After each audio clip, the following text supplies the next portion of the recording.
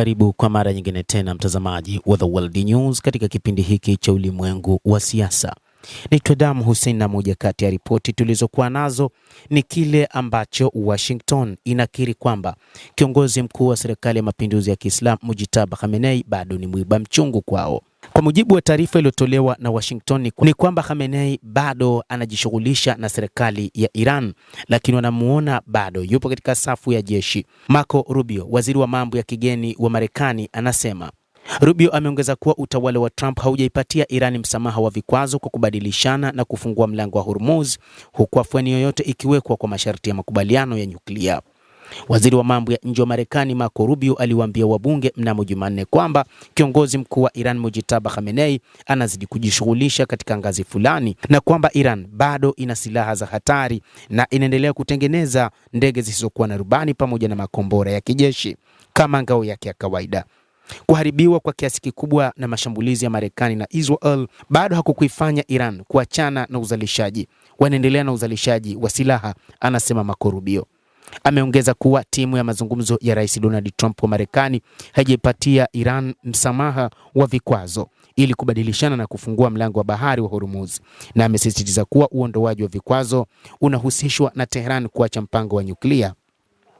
Kwa sasa kila kitu ambacho kimejadiliwa nao Iran ni kwamba msamaha wowote wa vikwazo unatokana na masharti ambayo ina maana kwamba inapaswa kuwa kama malipo, kwa sababu kwa nini vikwazo hivyo viliwekwa mahala pa kwanza ambayo ni mpango wa nyuklia, Rubio aliambia kikao cha Seneti.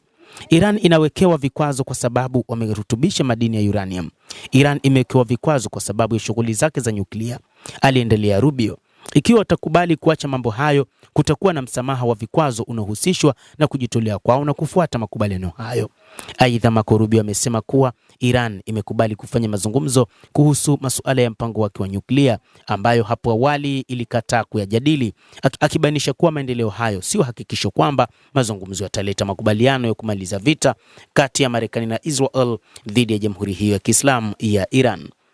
Kuhusu Lebanon, Rubio alisema kuwa Marekani inajaribu kuona mazungumzo ya Lebanon na Israel kama tofauti na Iran, na kile Iran inataka kufanya ni kuchanganya yote pamoja. Aliongeza kuwa Iran inajaribu kukwamisha mazungumzo ya Israel na Lebanon ili ikiwa mpango utafikiwa wakati fulani katika siku zijazo waweze kudai sifa kwa kulazimisha mazungumzo hayo. Seneta wa Democratic amemkosoa Rubio. Seneta Jean Shaheen, mkuu wa Democratic katika kamati ya mahusiano ya kigeni, alimkashifu Marco Rubio kwa kushindwa kulipatia Congress habari kuhusu mipango ya utawala. Ninapozungumza na wapiga kura wangu, wanaomba misaada ya kiuchumi nyumbani, sio mabadiliko ya serikali huko Havana au Caracas au Tehran, anasema. Badala yake ulitumia Congress taarifa ya mamlaka ya kivita ikisema kwamba hatuko katika uhasama mkali na Iran, wakati Marekani ilikuwa ikifanya mashambulizi dhidi ya Iran na Iran ilikuwa ikishambulia kwa mabomu na kambi zake zote Mashariki ya Kati. Hayo hayakuwa mashauriano, yalikuwa ni jaribio la kukwepa kujibu kamati hii na bunge hili kuhusu vita hivi. Wamarekani wametoa sauti ya kufadhaika kutokana na kupanda kwa bei, na wa Republican wenzake wa Trump wanatumai kuwa anaweza kupata mlango wa bahari wa Hormuz kufunguliwa tena na kupunguza bei ya petroli ya Marekani kabla uchaguzi wa Novemba ambao utaamua kama chama hicho kitaendelea na idadi ndogo ya watu wengi katika Congress. Trump pia lazima ashindane na wa Iran katika chama chake, lakini pia kushindana na wale wanaopinga vita huko Iran na makubaliano yote kwa Tehran.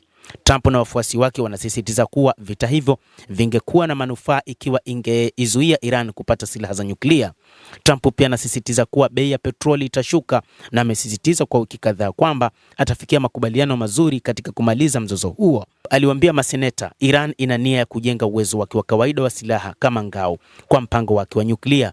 Walichojaribu kufanya ni kujaribu kujenga ngao ya kawaida na kujificha nyuma ya ngao hiyo ya kawaida, alisema, akielezea kwa nini Trump aliona ni muhimu kuanzisha vita hivyo. Wabunge wakiwemo baadhi ya wa Republican wenzake wa Trump pia wameomba taarifa zaidi kutoka kwa utawala kuhusu mkakati wake kuhusu Iran na vipaumbele vingine vya sera za kigeni vya Marekani katika nyakati hizi za utawala wa Rais Donald Trump, ambaye ameamua kwa dhati kuingia vitani dhidi ya Jamhuri ya Kiislamu ya Iran. Bunge la Congress limekwama kupiga kura kwa mamlaka ya vita ya Iran. Seneti ya Marekani ilipiga kura kuendeleza azimio la mamlaka ya kivita ambalo lingemaliza mzozo wa Iran, isipokuwa Trump apate kibali kutoka Congress.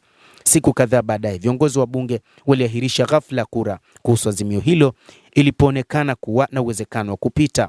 Wabunge wa bunge la Congress wamesema wanataka taarifa zaidi kuhusu Venezuela baada ya Trump kutuma vikosi vya Marekani kumkamata rais wa nchi Nicolas Maduro wa nchini Venezuela mnamo Januari 3, ikizingatiwa kuwa rais wa Marekani alimweka makamu wa rais wa Maduro huko Venezuela kwamba aongoze serikali ya taifa hilo.